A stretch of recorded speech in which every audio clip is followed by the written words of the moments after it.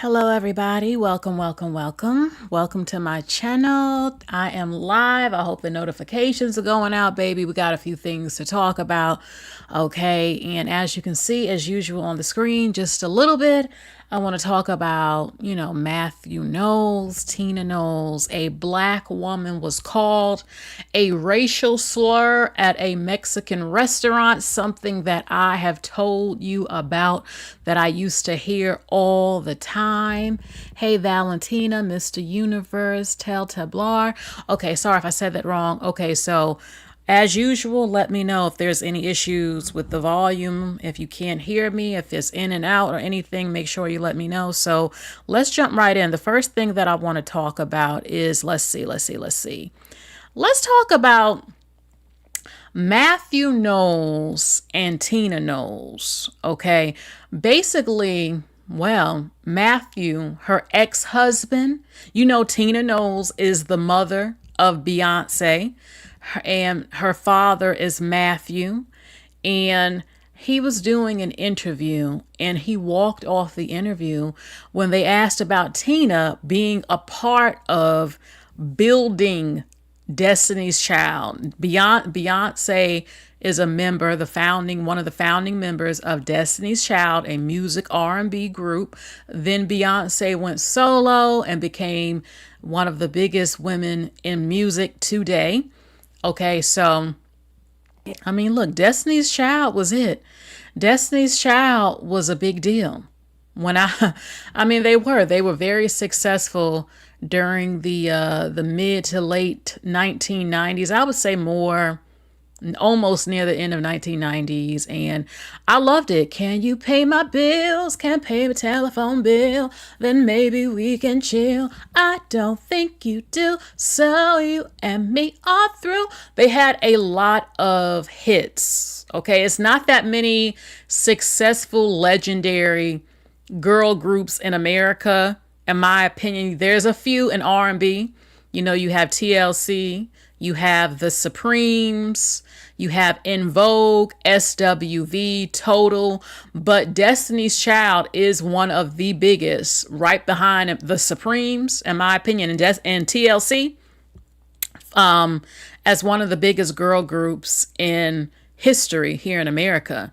Okay, Beyonce was one of the members, okay? And we know Michelle, what happened when they broke up and everything, but Beyonce, Kelly Rowland, Latavia, Latoya, and they were pumping out. They were big, and their rise to fame, it did not happen, baby, overnight. It didn't happen overnight. They were made for this. They were doing this since they were little children until they were teenagers and adult women. A lot of sacrifice, a lot of hard work, okay? A lot of training. And her parents, Beyonce's parents, they are the reason you know who they are. They sacrificed a lot, okay, for them to become as big as they became and for Beyonce to become as big as she became. So let's see this interview real quick. You've earned your flowers. I've said the same thing to Tina Knowles. You guys put in the work, and obviously the talent was there with your kids. I hope that you can hear it. The interview is a little muffled, but he's asking him, he's bringing up Tina and everything that went into making the group Destiny's Child. Your grandkids. What work does she put in? In the hair. Okay. Clothing, yeah, you're absolutely right. And the styling. The styling. The imaging. You're right. She claimed to have preyed on the name, and different aspects of that. Sure. Sure. So, yeah. It's a joint effort. We'll stop now. Sorry, did I say something wrong? No. We're good. All right. We're good. Thank you so much. Thank you. I really appreciate it. All right. Thank you. Thank you. Do you see how upset Mathew got? The man who was conducting the interview said that, it was a joint effort and that Tina did the styling. She was a part of naming the group Destiny's Child. And Mathew said, what work did Tina put in? He had the audacity to say, what work did Tina put in? Hold on for a second. Let's look at a little bit of something else real quick. Hold on. Tina Knowles doesn't really get credit for how she shaped culture. Being the matriarch is a big piece of the puzzle, but it's not the full picture. The truth is, her story is no different from other black artists who were blocked from participating in mainstream, mocked for their work, and yet ultimately copied. Miss Tina left the hair salon to devote time to building Destiny's Child. She answered the question, how do you create a girl group that looks cohesive, honoring the past while still maintaining individual personality for each of its members? With major names refusing to dress Destiny's Child, she used bold fabrics and designs to create some of the most iconic looks of an era. They called her work tacky until it became couture, with similar looks showing up on runways. Nevertheless, this became the ultimate girl group blueprint, with the biggest girl groups now using the Tina Knowles method of cohesive individuality. And if that wasn't enough, in a return to form, Tina Knowles was able to take the decades of knowledge of hair health and styling and turn that into a successful prestige hair care brand, Sacred. From redefining hair to defining the look of an era, we celebrate the beauty icon, the matriarch, badass Teeny B, a true uncrowned queen. Baby, you know I have something to say because the audacity of him. Now, the truth is that Destiny's Child and Beyonce and Kelly becoming successful is because of both of them. Both of them.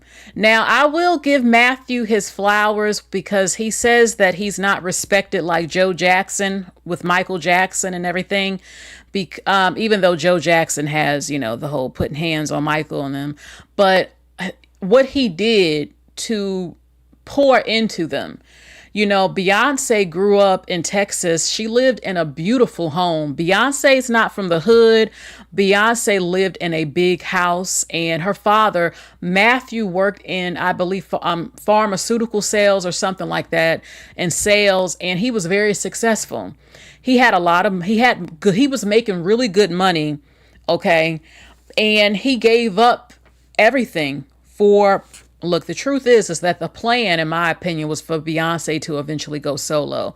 But they had a girl group and he gave up everything. He poured all his financial resources into building up Destiny's Child, clothing, management, getting a lawyer, everything you have to do to get in the music business. So it is true that his money was poured in to building up Destiny's Child. He gave up his career, not knowing if they would be successful or not, but believing in them.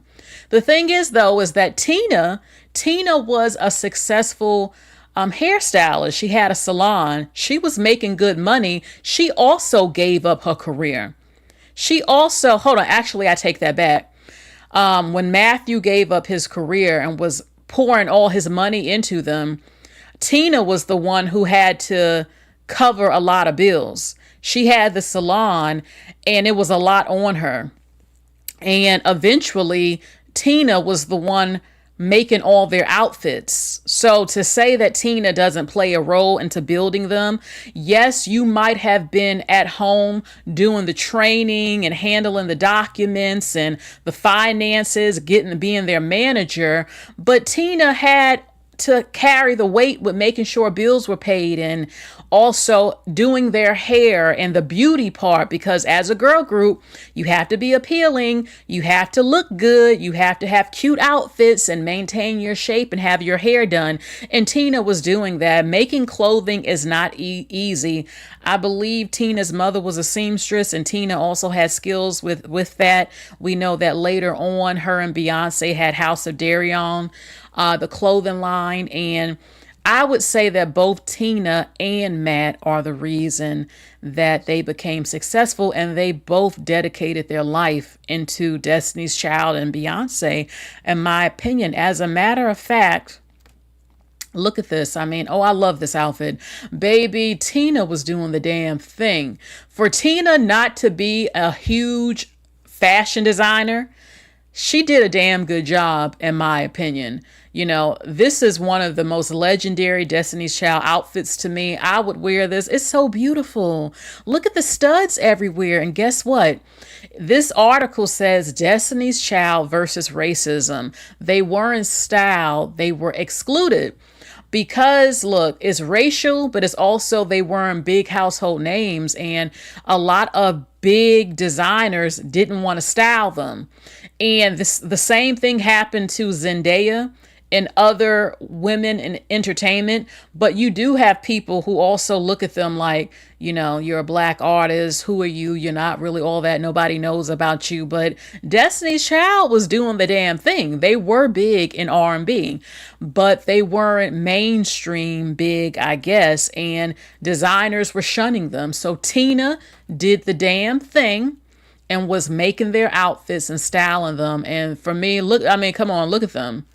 Absolutely stunning, in my opinion. So, okay, it says that in Destiny's Child's early career, designers and fashion houses refused to dress them, not because of talent or success, but because they were black women who didn't fit a marketable mold. That's a bunch of bull crap, but it's a real thing.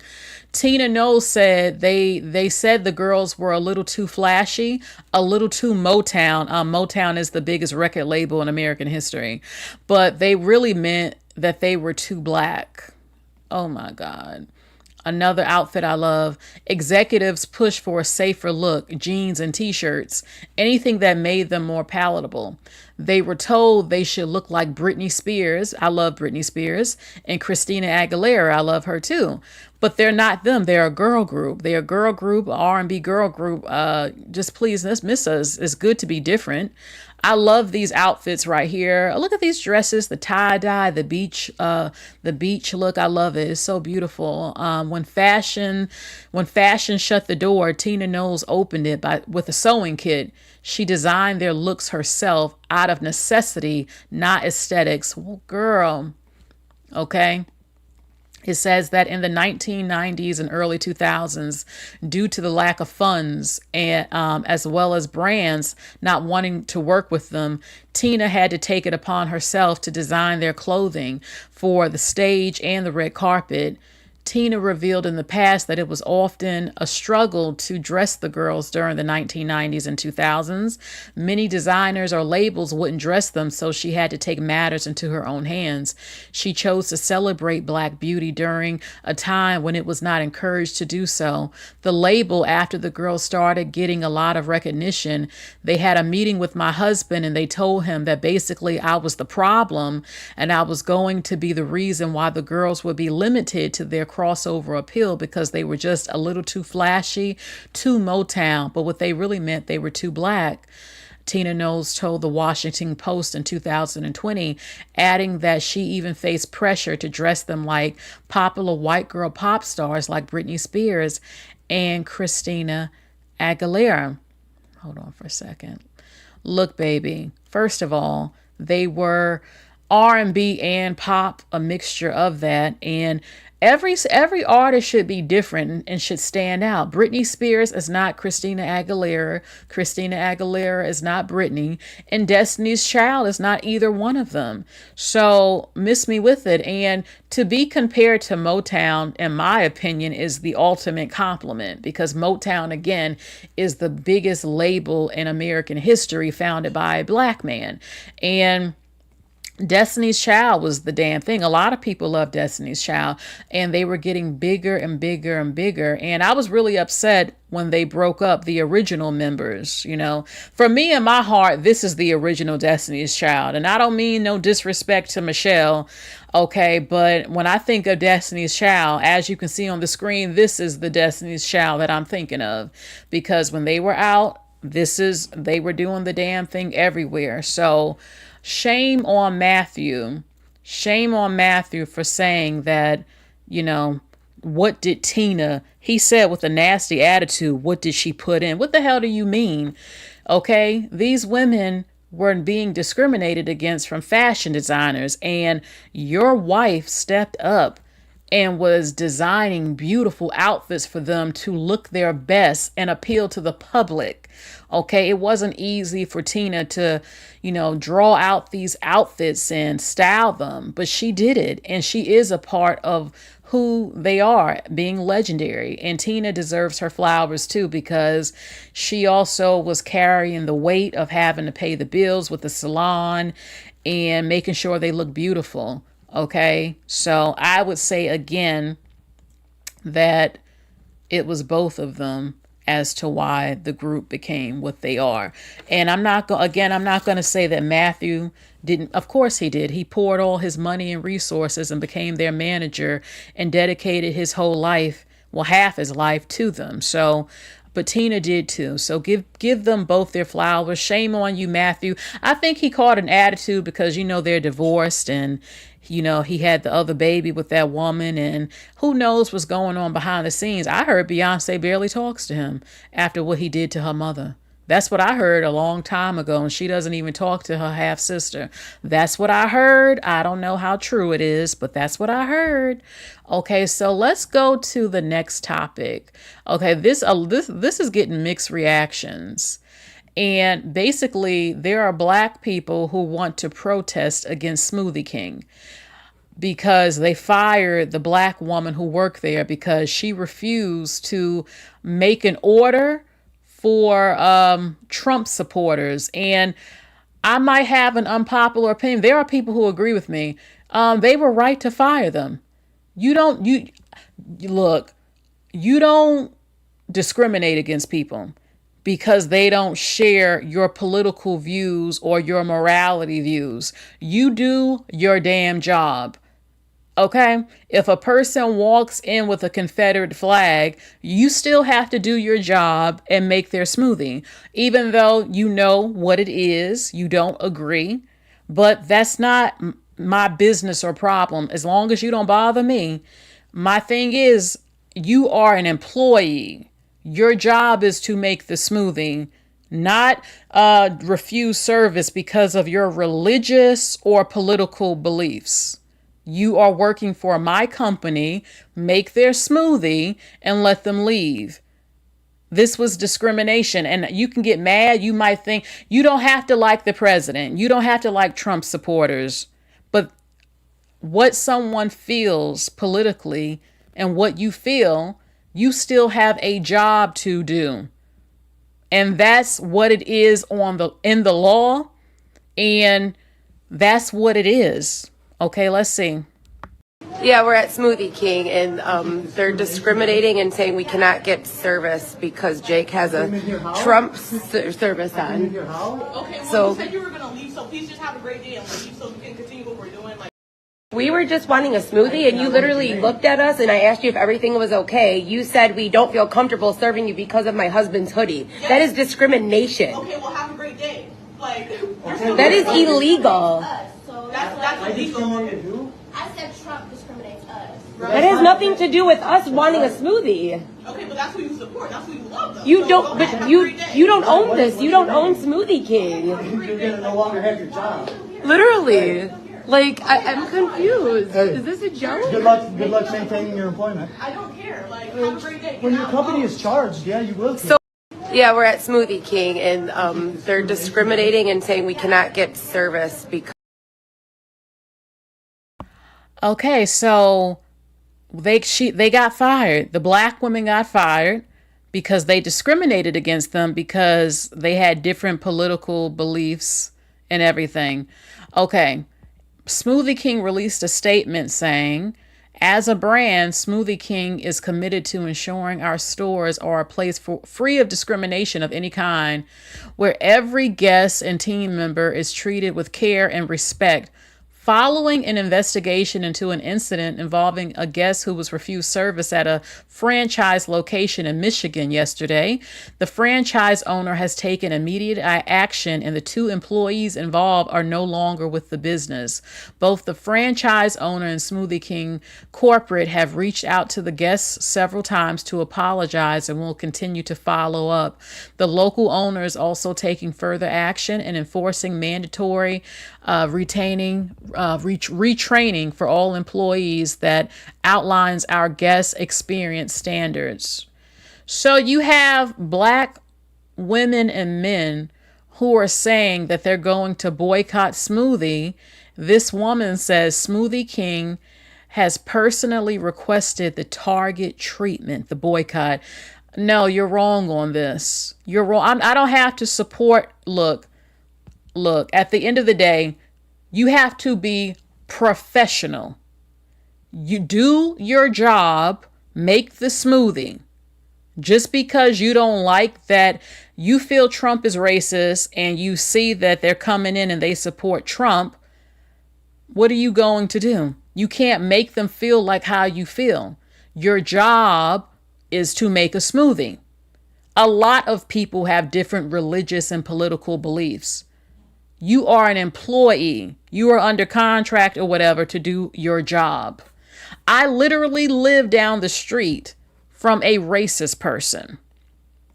Yes, right down the street from me, a man and his family have a Confederate flag and is out swinging every single day. I don't personally give a damn. Okay, I know what the Confederate flag means. I don't give a damn if you don't like me and other racist people. I don't even talk to the person. You know, if I work for Amazon and I have to deliver the package, guess what? I still have to leave their mail at the front of their door and go on my way, even though they have a Confederate flag.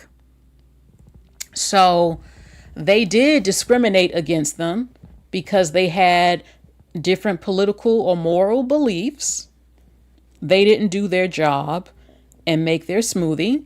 And these two customers actually now have a lawsuit if that's what they want to do. And now you have some Black people trying to turn this into some racial discrimination thing because, oh, well, she was a Black employee and they fired her. Yeah, they fired her ass because she discriminated against someone because of different political beliefs and didn't do her damn job. End of story. That's what it is. And they had a right to fire her for doing that, even if you don't like Trump or Trump supporters. You are supposed to do your job. So what can I say to that? I just wanted to let you know what's going on with that. Okay, so let's see something real quick. Let's see.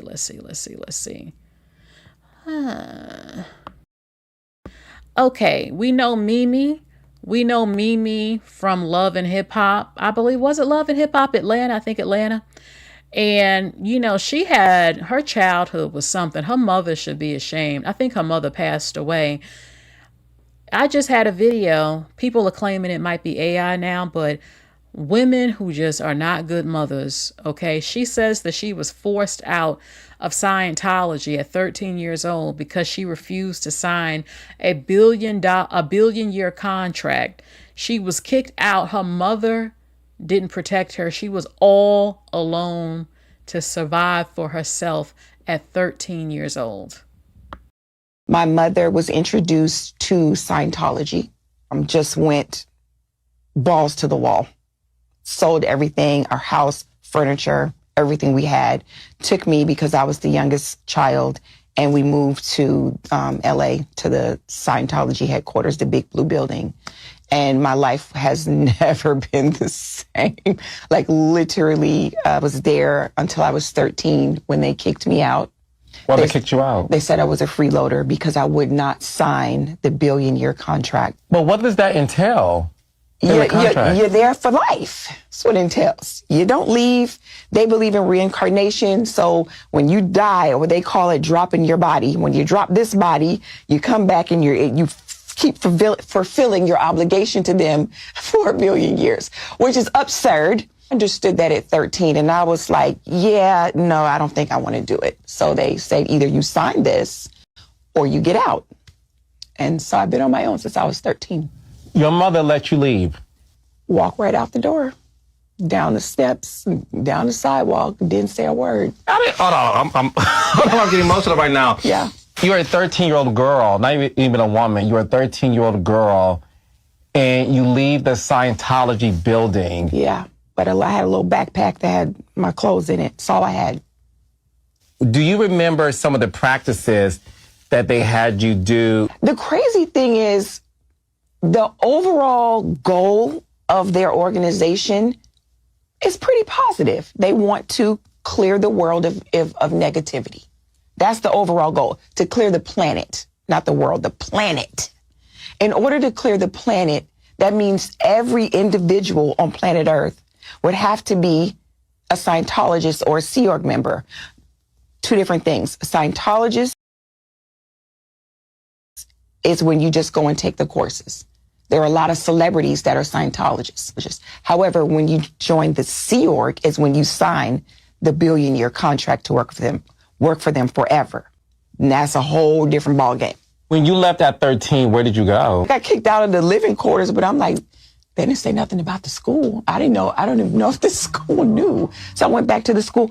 Mind you, there were a lot of celebrity kids that were going to this school. I would watch the kids that were going home in the nicest whips. And I'm like, okay, I'm going to go spend the night with them tonight because I know if I go to their house, then I'm going to get a good meal. I'm going to be able to take a bath. You know what I mean? And so that was my thought process. Let me make this uncomfortable situation comfortable. I spent the night with a different kid every night for the rest of the school year.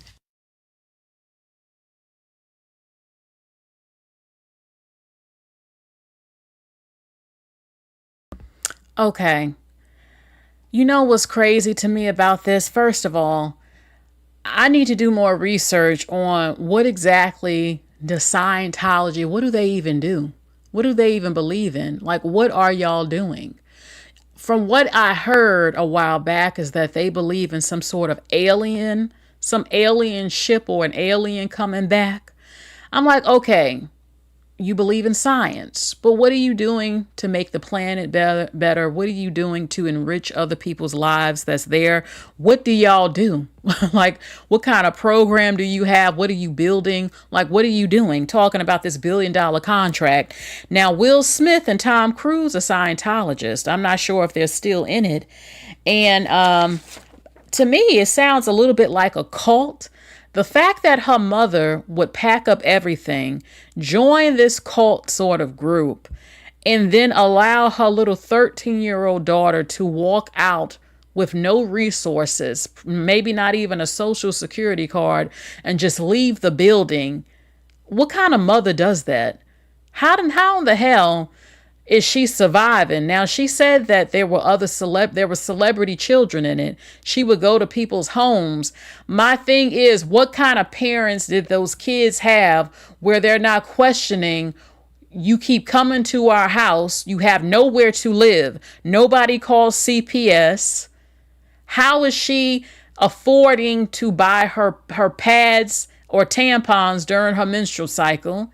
How are you able to live and survive when you turn 18? Where are your documents, your social security cards, all of that? How is this? Something is missing from the story, because she ended up doing pretty well for herself by starting her cleaning service, meeting Stevie J and all of that. But there has to be a little bit more going on, because a 13-year-old having to survive at 13 in this world. No, I need more information on this, because something ain't adding up, and shame on her damn mama.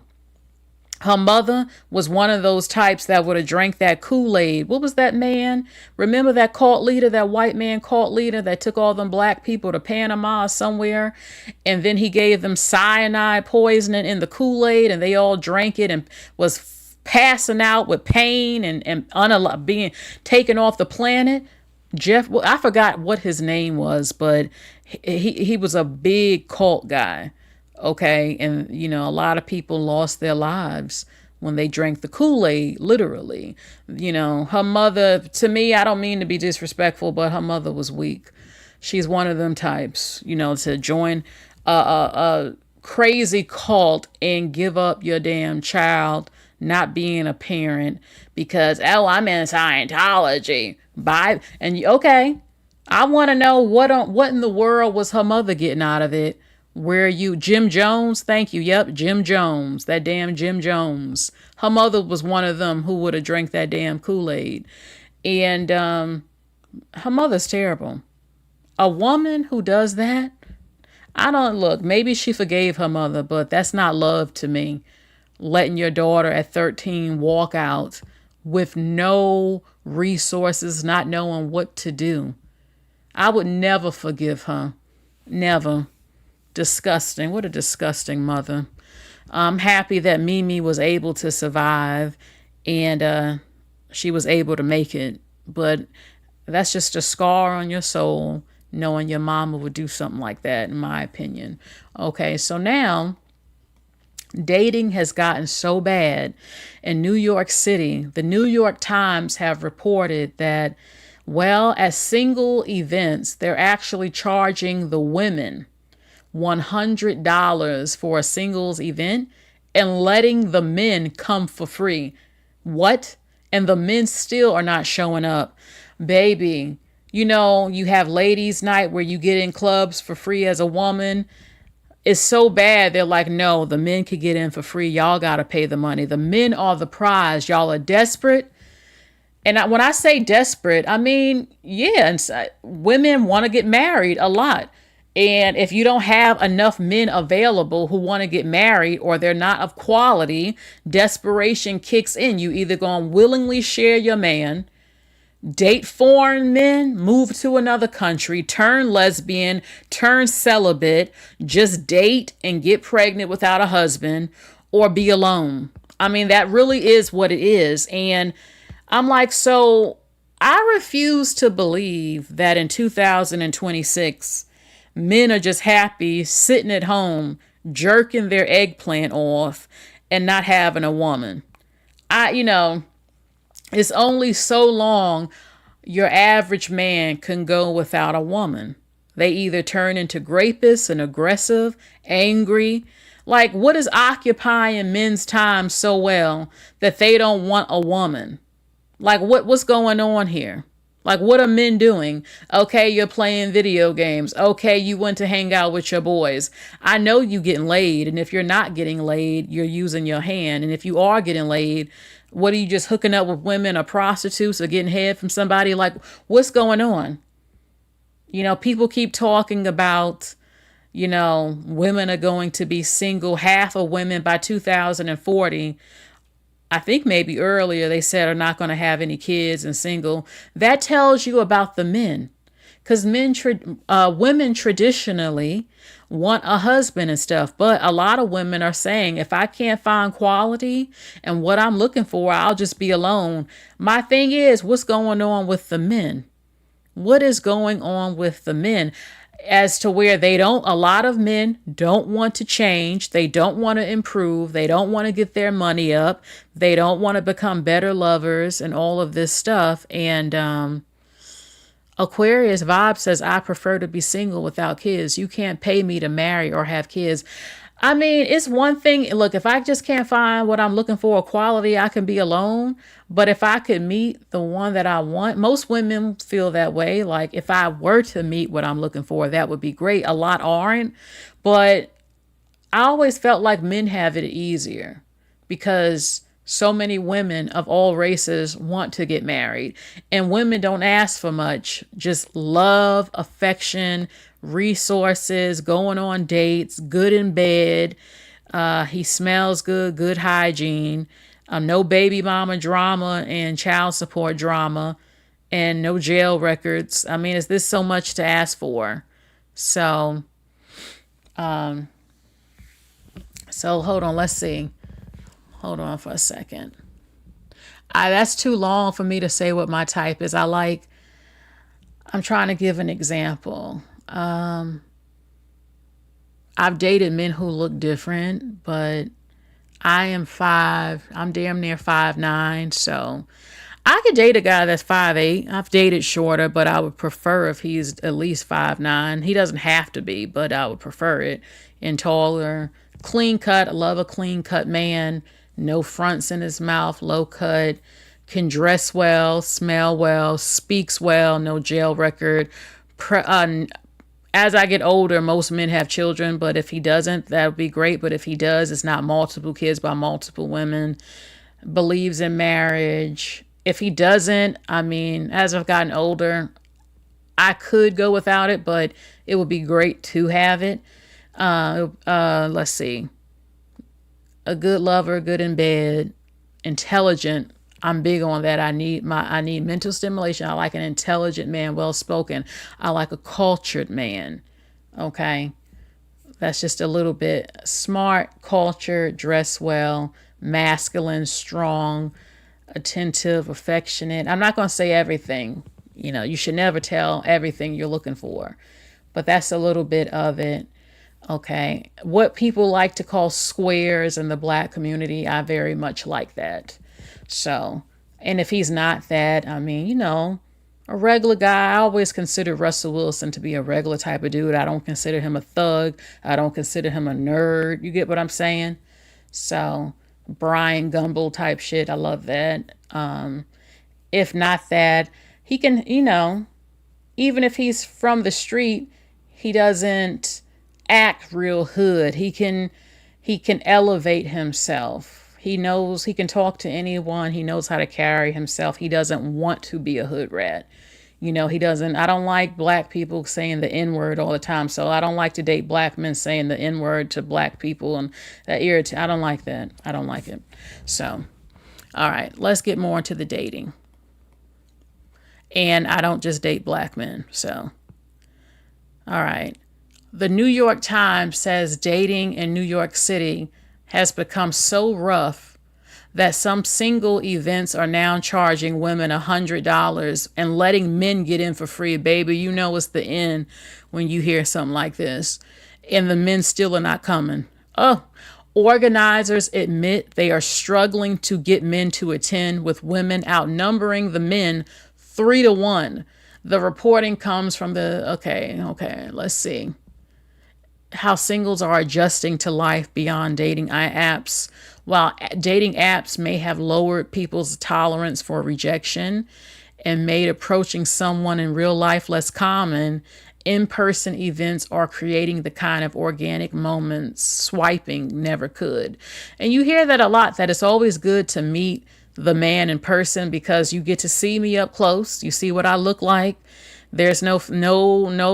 Look, if you're going to go on a dating app, I've been on one before because I like that I get to pick what I want. I mean, I liked it, but you do see some crazies just swiping all of that. I haven't been on it in a while, but I've done it before. And my thing is, if you're going to go on a dating app, first of all, you always meet him at a public place where there are people. Also, you need to have several different type of photos. You need your best picture first. Feminine, soft, and pretty. You need a picture, in my opinion, you need a picture where you're dressed up. You need a picture where you're dressed down, casual. You need a picture if you want to have a natural style, and if you don't have a natural style, so they can see I wear both. If you want to have one picture where you don't have as much makeup on, so they can actually see what they're getting. You also have to have a full body picture, because most men and women want to know what does your body look like. Not naked, but have an idea. You need to take a full body picture. That's important. Good face shot, different hairstyles, elegant and casual. My opinion, you don't have to agree. First shot all of them need to look good, but your first picture is the one that catches everyone's eye. And I wouldn't put no sloppy ass picture up there. But then again, you could do the experiment where you put your not the best picture up, because that means whoever clicks on you actually likes what you look like without being fixed up. But look, men are visual, women also are. And the first swipe is going to be like, oh my God, whoo, a cute picture, maybe with you, looking cute, holding some flowers or a drink, a champagne drink, smiling, something, I don't know, something cute, your best photo.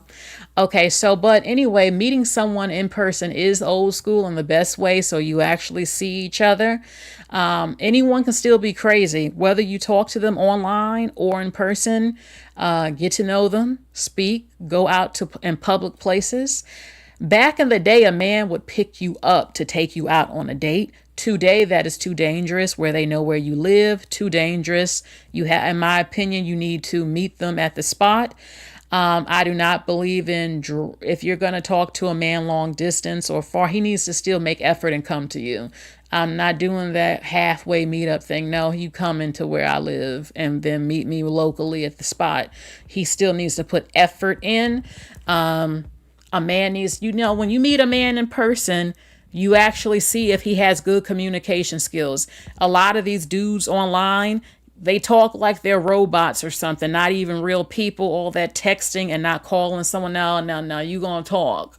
You need a man who actually knows how to talk. You actually can read body language and see his face, look in his eyes, because his eyes will tell you a lot. And meet each other in person is still a good thing to do. And it's sad. It's sad that it's gotten this bad. I want to know, look, men are talking about they're not being bothered. How long is that going to last? Because what are y'all, I guess you're going to help humanity go extinct. I guess you're just going to keep using your hands. You know what I mean?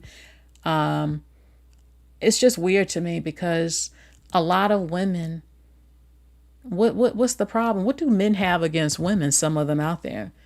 You don't want to be romantic. You don't want to be a sweet man. You don't want to be affectionate. You don't want to spend money and take a woman out. It's so hard. It's so difficult. It's so bad. Or you just hate women for whatever reason there is. So it's going to be what it's going to be. If the extinction happens, that's just what it's going to be. But I'm tired of people trying to force women to just settle, just take anything. No, those days are over. Women are not doing it. I'd rather be by myself than be miserable with somebody I can't stand and don't want, or I'm not being treated right. Okay. Mr. Universe says, I don't think women have to do much to get a match on a dating app. I don't know. Because every man has different taste on what he likes. But I think women who have bad pictures probably don't get a bunch of men hitting them up. Or you have some men who might think, oh, she ain't all that. I can try to see if I can hit it and then hit her up. I don't know, though. Every man is different. Every man is looking for something different. But I think that if you see my pictures and you see how I'm dressed and how I carry myself, it might give you an idea of what kind of woman you're dealing with. At least that's what I think. I don't know. But, yeah, a lot of men today, horrible communication skills. I heard this is getting worse for Gen Z, that they're socially awkward. The men are not approaching. I'm like, oh my God, the girls are not experiencing romance. And it's just sad. So we shall see. Mr. Universe says it's not men 100%. If you're trying to start an issue for someone just looking at you, I'm not going to look anymore. Okay. So, yeah, dating apps can be dangerous. They also can be fun, but you have to be careful. Okay. So, and then there'll be people who will say, oh, well, black women are. I was on them and I had plenty of men hit me up of all races. So every woman's experience is different. My thing is, people can lie on them. A man could use a different name. I don't know, because you want to do a background check. Do not meet the man somewhere where there's not a lot of people, So just be careful, period, when dating. Period. Now, actually, I wanted to find this woman because she actually she got out of jail not too long ago. I applaud this woman. She took out he's not off the earth, but she shot him. He's a retired cop and he SA'd children at the daycare. When she found out he was touching them kids and doing things to the kids, her husband, she got her Glock and she shot him. They gave her 4 years in prison. He got life in prison.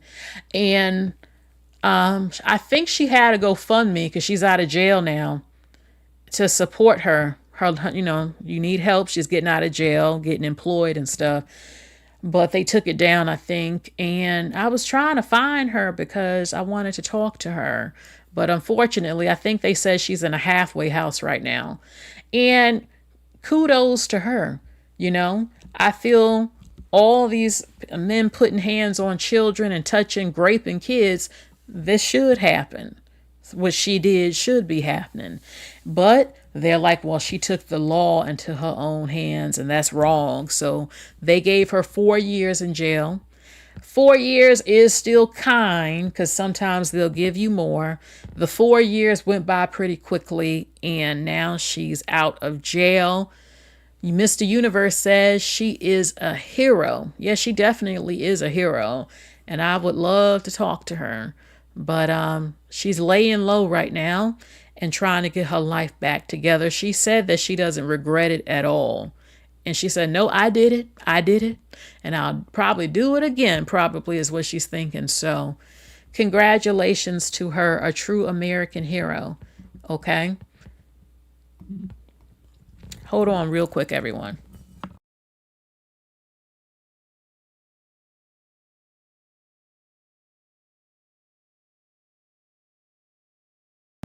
Okay, so this woman, we have heard so much that Black women in the modeling industry, in the entertainment industry, they don't have sometimes someone to do, our hair correctly.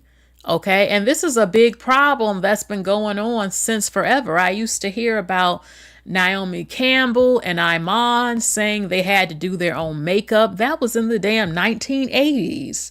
1980s. It's 2026 and this problem still persists.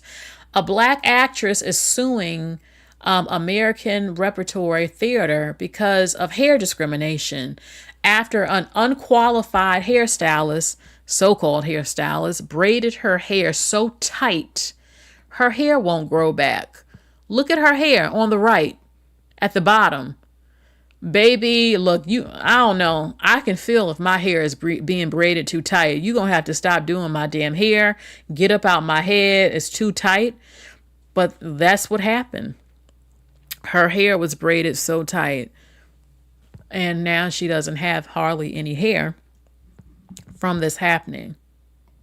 I believe that the American Repertory Theatre is not upholding the values that they claim to have around race. Actress Nike Imoru calling out the ART tonight after suffering a year of agony. The damage is indescribable. It is cataclysmic. The actress is suing the theater company for emotional damages, injuries to her scalp, and permanent hair loss. This after saying the theater neglected its safeguards and contractual obligations to hire a licensed hairstylist when they required her to have cornrows installed in her hair for the production of The Odyssey. In fact, it doesn't grow back. According to the complaint, the equity contract required the theater to identify a licensed technician, and while she says white actors were given qualified hairstylists, her braids were done by an unqualified backstage employee and were so tight they ripped her hair right out of her head. I didn't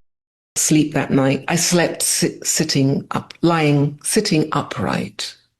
because of the pain. The complaint says she was given the chance to find her own stylist, but, quote, the short turnaround time that the show schedule required, coupled with Miss Imoru's unfamiliarity with local hair professionals, made working with an outside stylist unfeasible. Even after several treatments and dermatology appointments, I continue to lose it. My hair, it is now permanent. She's ultimately decided to stop acting for good. And I can't imagine mustering the confidence to go on stage again. Now tonight we did reach out to the theater for a comment on this lawsuit. However, we have yet to hear back. In Cambridge, I'm Samantha Cheney, WBZ News. This is so horrible, and I'm happy that she's suing them.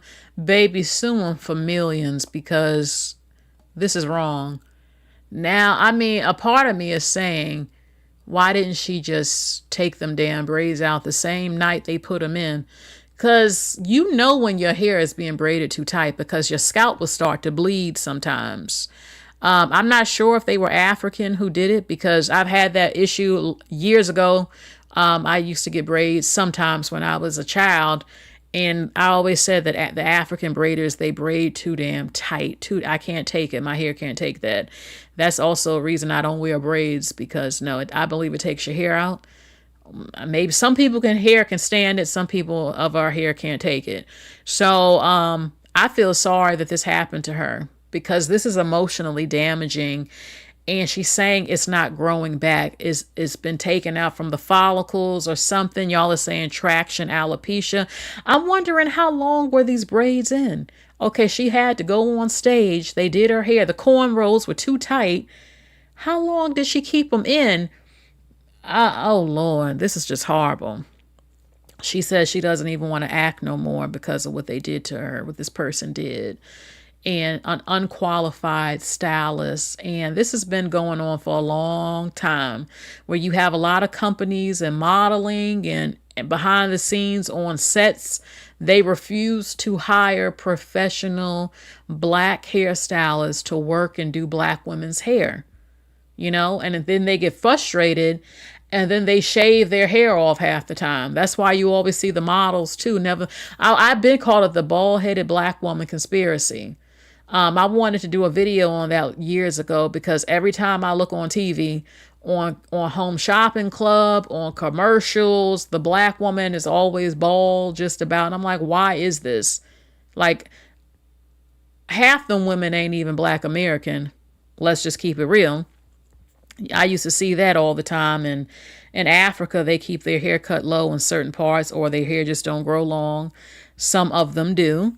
But they discriminate against black American women, especially who have hair. Or if you do have hair, they're so damn lazy that they're like, oh, I don't know what to do. This is kinkier hair. Oh my God, just shave the shit off. That's what they do. That's why every time you look on TV, the black woman they pick, they now shave her damn hair off. Okay? So then they, Mr. Universe says, I thought it was an African thing.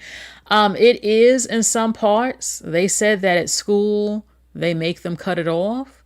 Plus, if you don't have a lot of stuff to help you maintain it, and if you're really poor, it's probably easier just to shave it off, because it'll keep matting up and tangling and everything, depending on what's going on. But a lot of these women, they're not even in Africa. They're living in the UK, here in America. They get hired by the companies. And half the time, they don't hire nobody black to do their hair. And they don't know how to style no black woman's hair, half of them, especially if it's really kinky. And then they get frustrated, and then they like just shave it off. That's what they do to them a lot. Some of them already had short hair, but they still don't want to deal with it. And they just cut it off. And I think they do that as a humiliation thing for the black woman too. Like, every time you look on TV, she is practically bald, because they want the whole world to think all black women ain't got no hair. I really believe that's what they do.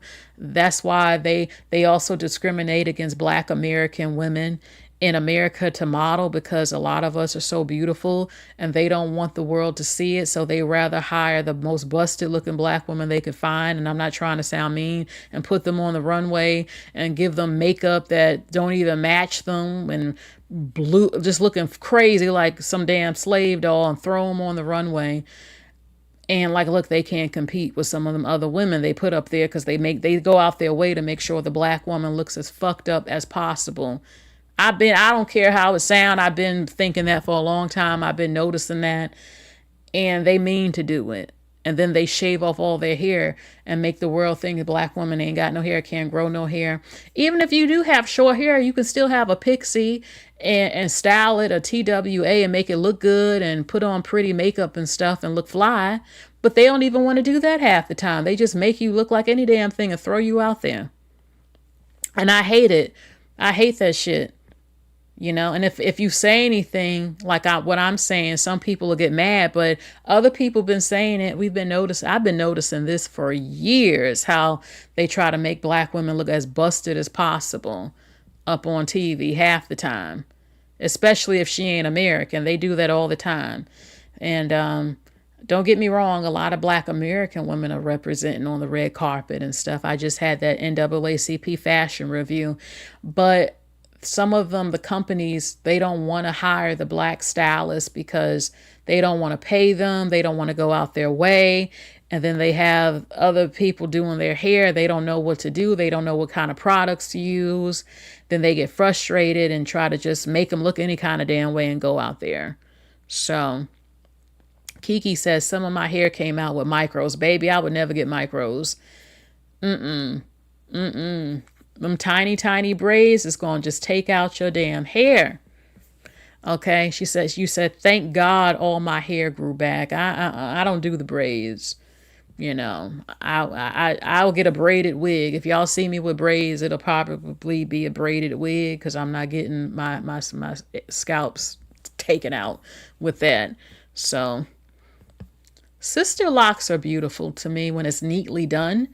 But I was in shock how expensive it is to get your hair in sister locks. To maintain it and keep it up, it is not cheap.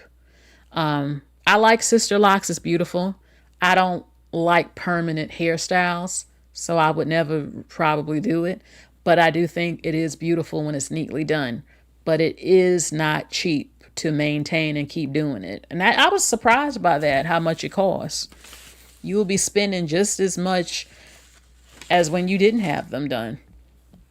Okay, so also, y'all, I have some good news. Wendy's is looking to hire a chief tasting officer. They're going to pay $100,000 for you to taste the food. Baby, I'm even looking at this. Seriously, $100,000 just to taste the food? Now, there are some people saying, baby, it's human beings in that food. Don't eat that damn food. Don't eat that. Don't eat that damn food. It's not real. It's people in Wendy's food. But I don't know for sure. They're looking for a chief tasting officer. It's a remote job, so you don't have to. It can be anywhere in the United States. And let's see, travel. You might have to travel sometimes. And they want you to start ASAP. Okay?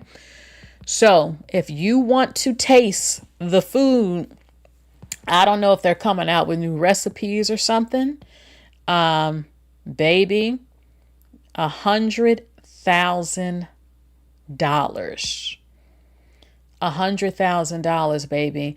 Leave a heart if you might look into being a tasting officer and get paid $100,000 just to taste some food from Wendy's.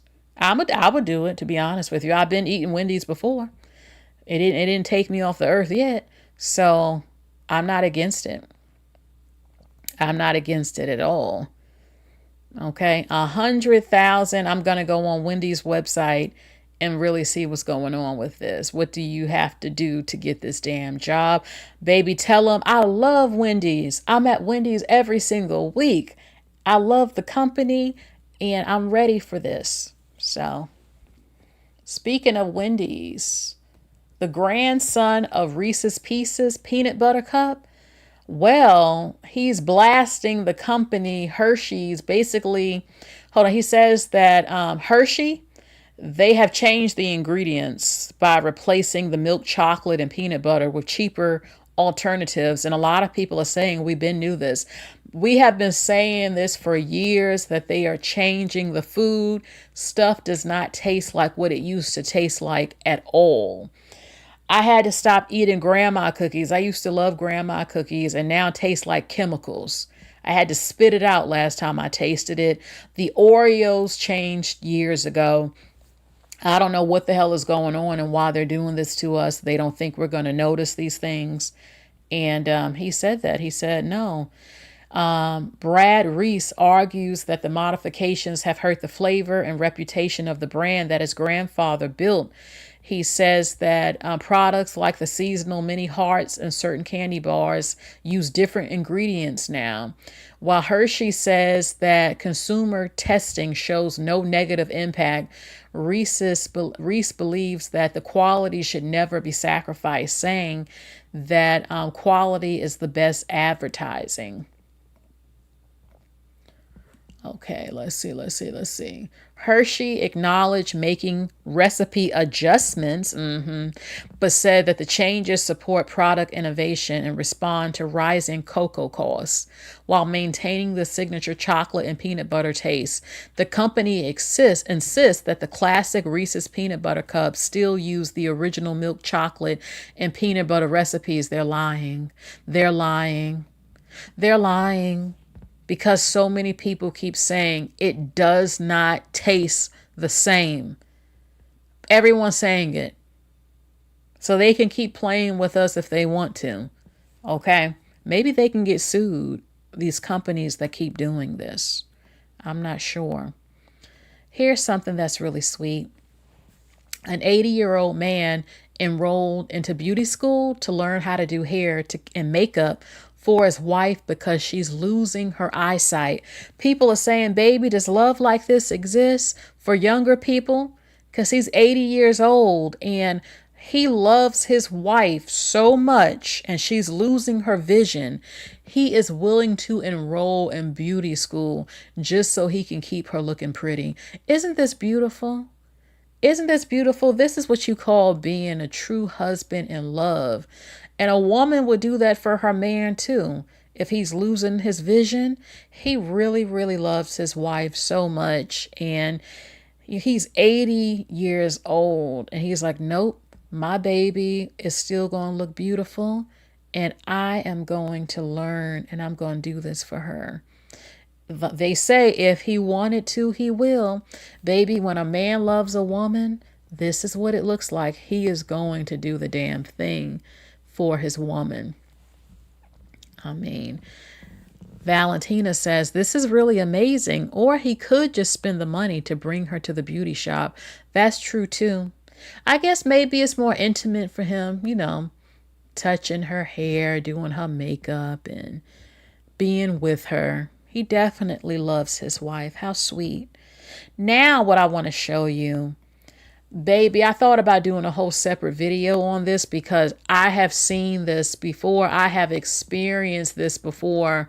You know, the race relations between Black and Hispanic people is nothing new. The decline in it, but it's not from Black people because our people have been pushing this Black and brown unity for years, all the time. But yet certain Hispanic groups they don't want it with Black people. Some of them mix with us and don't have a problem with Black people. But I would say that from my observation and experience, I would say 70% of Hispanics are racist. I would even say maybe 80% and 20% are cool with you and are not.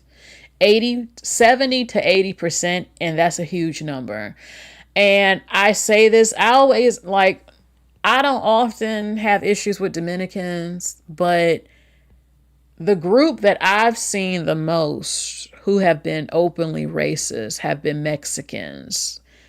Way more racist than what people say, oh, white people, this and that. No. I always said I've had more racist incidents with people of color than white people. And those people of color, the number one people of color group that have just been obviously openly racist have been Mexicans from my personal experience and what I've seen with them. And a Black woman who was also half Panamanian. See, a lot of them don't always know when you know the language. Some of them don't. They might look at some Black people and they don't know that you know what they're saying. This woman is half Panamanian, so she knows. And she went to a restaurant. That's the restaurant. You see it on the screen.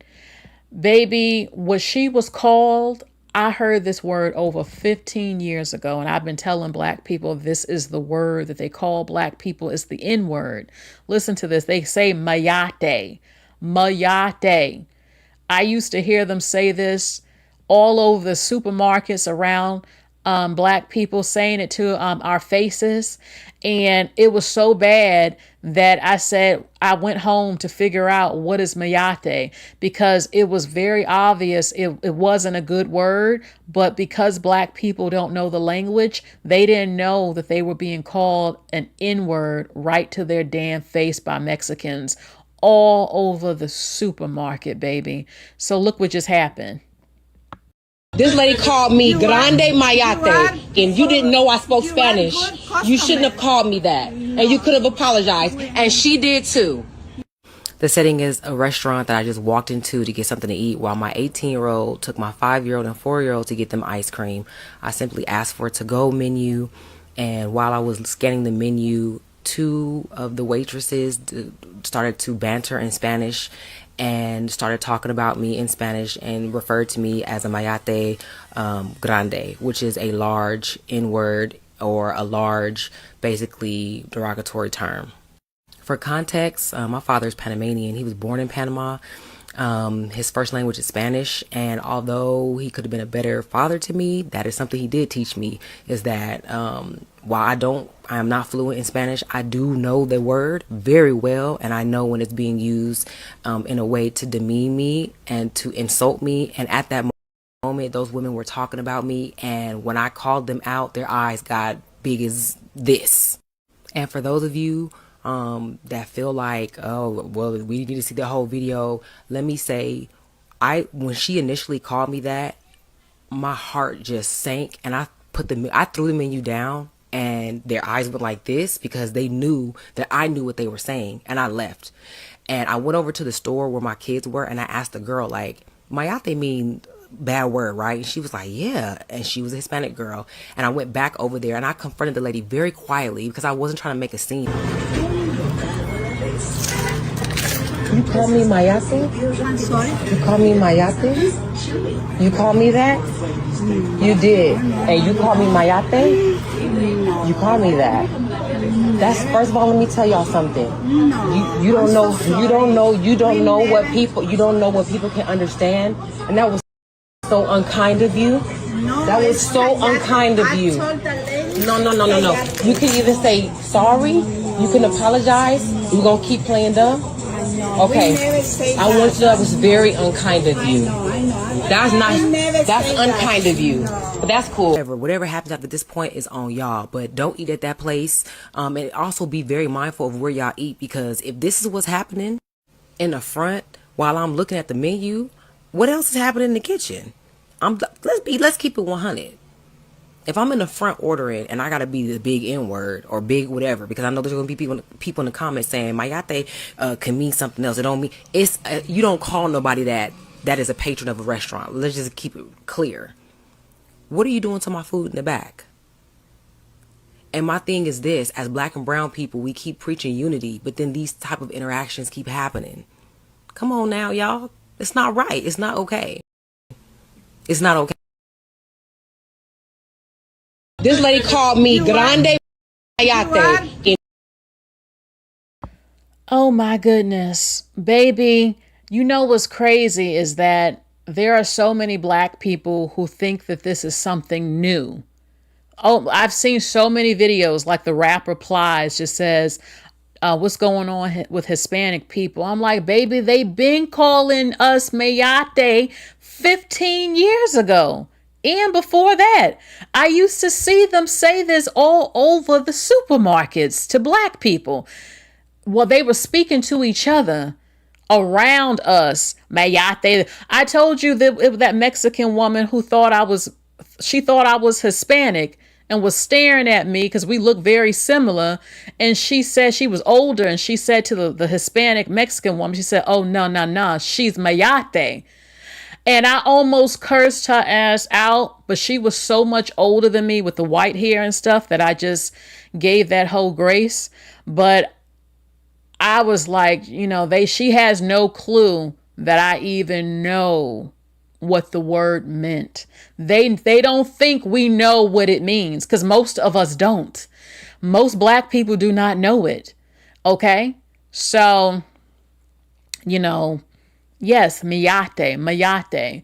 And it means a beetle that rolls around in shit, but it's their word for the N word, igger. Mayate means igger to them. So when you go out and you're around them, now I just saw Mexicans say this word. I don't know about the Puerto Ricans and the Dominicans, but The Mexicans are always saying mayate around black people. And they know most of y'all don't know what they saying. And they calling you the N-word right in front of you. So when you go out, pay attention. When you go out and you're around them at the supermarket, if you want to have some tacos or Hispanic food and you go to the restaurant and you hear that word flying around or something, now you know what's being said. Okay? Sonia says lots of the women of different groups are extremely racist, more than the men. Oh, yes. And especially if you pretty, they get so mad. And Mexican men are very flirtatious, and they do it right in front of their women. No matter what race you are, if they think you look good. And the women, of course, naturally they get mad, but that's what they do too. Okay, you said that also Mexican food is super easy to make yourself. We should open up our own Mexican restaurants. Yeah, I'm definitely not against that because it's a lot of money in that. Of having a pizza shop. I mean, I've seen Mexicans cooking in Chinese restaurants. So I'm like, if other cultures can cook food that black people and white people and everything else is eating, why can't you make the food? We make the food too, because a lot of people like it. Might even make it better. So it's, it's about making your money. But I would love a good soul food restaurant, though. I do miss some good old soul food. But Mr. Universe says the men are racist too. They're just not going to treat women badly. It's just a mess, though. It's a mess. And I get tired when I see Mexican women on TikTok pushing for black and brown unity. And that's a good thing, but they imply that we're doing something like we're beefing with each other. It's not, no, we don't target them. We don't call them nasty racial words. It's the opposite. They're the ones doing that to black people or having an attitude when you come in, some of them. So I don't want them painting this picture like, hold the hell on. I don't want them painting this picture. See someone doing something, painting a picture that's not accurate.